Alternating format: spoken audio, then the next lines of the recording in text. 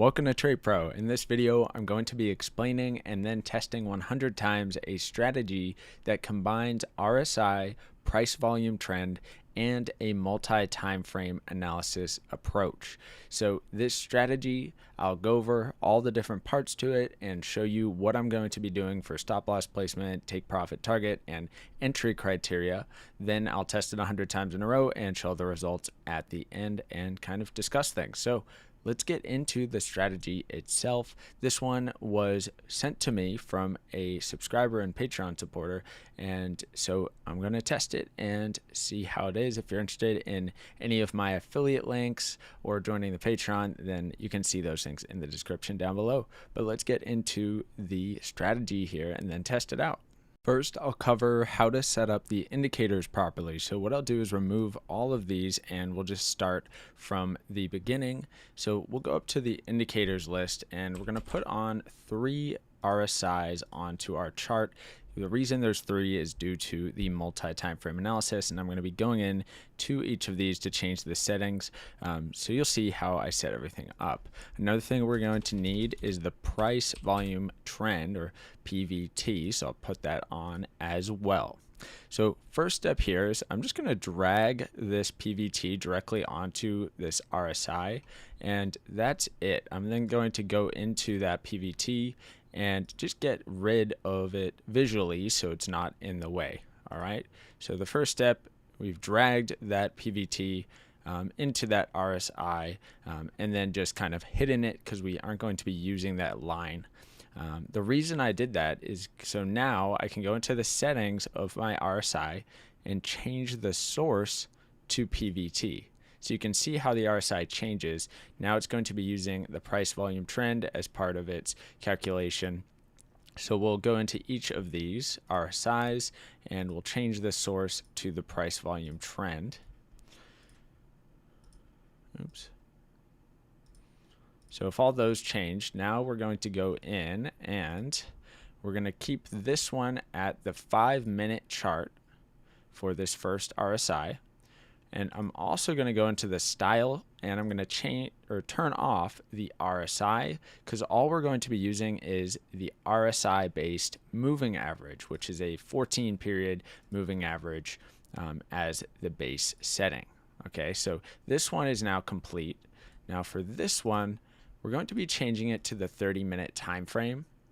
And same thing for the style, just getting rid of the RSI line itself, just keeping that moving average of the RSI. And now this one is going to be the hourly time frame, so we'll change that to the hourly time frame and once again get rid of that RSI. I also like to get rid of the lower and upper bands of the overbought and oversold regions because we're not going to be using those. We're just going to be using the 50 line. I like to change that into a line, turning it white and solid so it's just easier to see on there. I also get rid of the RSI background fill. So now you can see that each of these have different time frames. We have the PVT being set there. And I've kind of customized the look of these, gotten rid of the actual RSI line since we're only using the moving average of the RSI. So I'll just do the same thing for this one as well real quick. Change this to the line, darken up this so it's easier to see. And then finally this one, do the same thing. Get rid of the upper and lower band, change this to a line. And also get rid of the background color.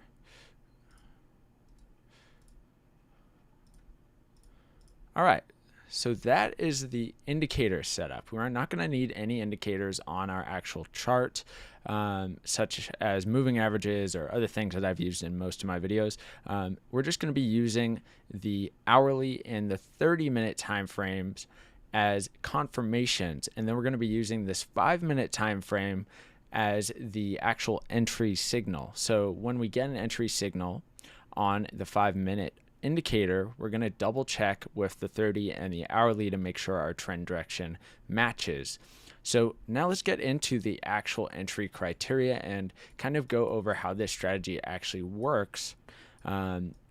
and with stop loss placement, take profit target and such, so you can kind of see what I'm actually going to be testing when I test the strategy 100 times in a row.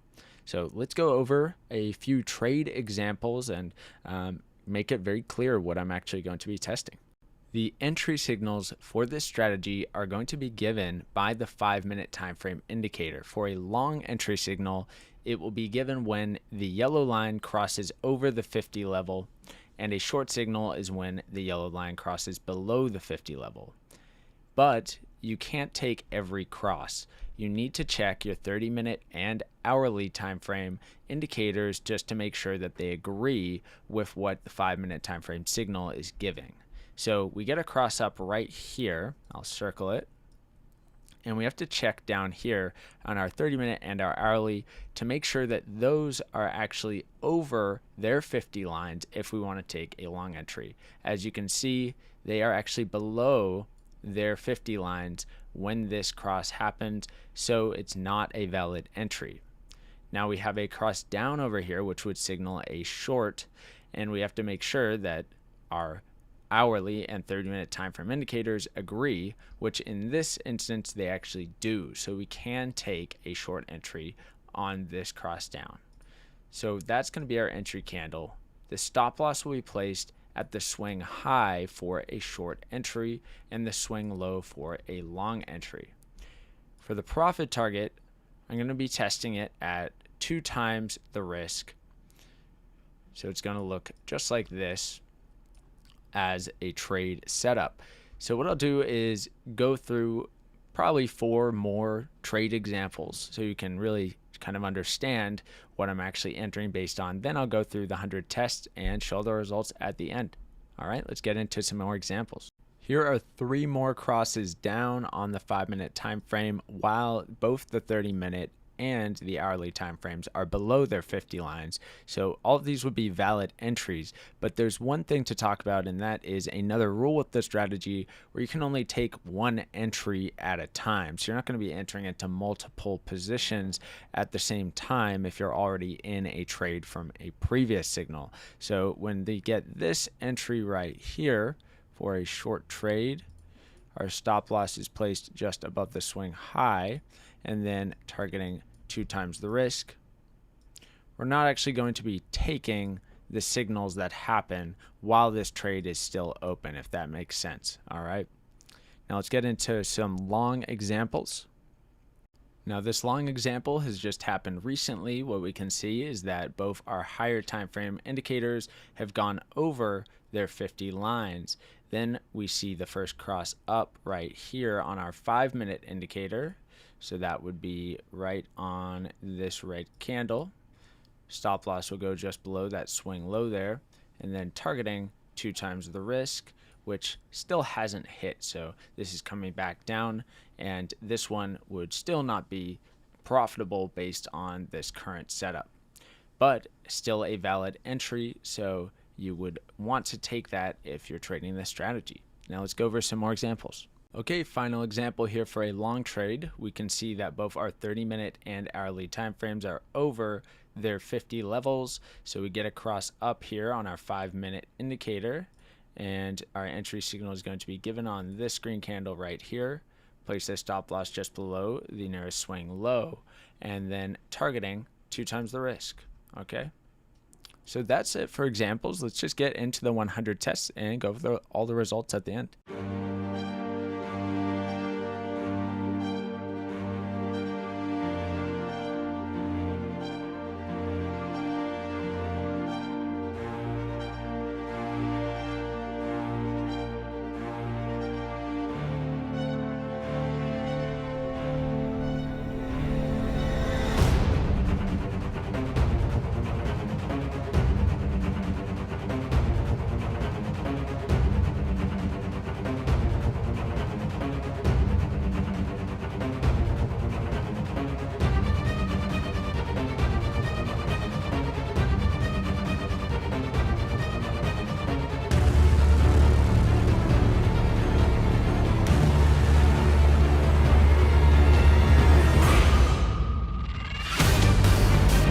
All right, the results are in after the 100 backtested trades on the NAS 100 5-minute time frame using a 1-to-2 risk to reward ratio. It took just under 3 months of price data to find the 100 trade signals, and it had 40 winning trades and 60 losing trades, giving it a 40% win rate. The most wins in a row was 3, and the most losses in a row was 7. The gain on the account at first getting 1% of your account equity per trade, 20%. So this one, the major thing that I saw that was kind of a bit flawed was with the entry signal being so late a lot of the time. Often there's a large pullback right after the entry signal. So perhaps using the entry signal as a kind of signal to get ready for a trade entry and then waiting for the pullback after that entry signal happens. Just something I noticed, nothing exact that needs to be changed, but just something that would be worth looking into there. I do like the multi-time frame approach, and kind of a cool concept that can definitely be adapted to other indicators and other ways of trading. So I love the concept all put together. The entry signal itself, I'm a little iffy on, but I do think that it is a cool strategy and a unique one at that, with putting that price volume trend as the source for the RSI, then using the moving average of the RSI instead of the RSI itself, with the 3 separate time frames. Pretty cool strategy, and overall gets a thumbs up. It stayed profitable based on this test of 100 trades. So definitely is a cool one and something to look into and perhaps modify to be used with other indicators and other strategies. Just with the basic concept of the strategy can definitely get your mind kind of thinking about things and how you could maybe improve your own strategy. So pretty cool. Now let's pop it on to the strategy ranking spreadsheet and see how it stacks up. Okay, here it is on the strategy ranking spreadsheet, falling at spot number 60 out of 80 strategies tested on the channel so far. So this one does fall pretty low on the list, but I think the value lies in the overall concept of the multi-time frame approach and the kind of cool idea of changing the RSI source to price volume trend, and just kind of getting unique with it. So I love that the person who sent me this strategy had the idea to put all this together. So that's really cool. And hopefully it can inspire some of you to come up with new ideas for your trading system. And that's the whole point of testing all these strategies anyway. So appreciate you guys for watching. I think that's going to wrap things up, and hope everyone has a great day.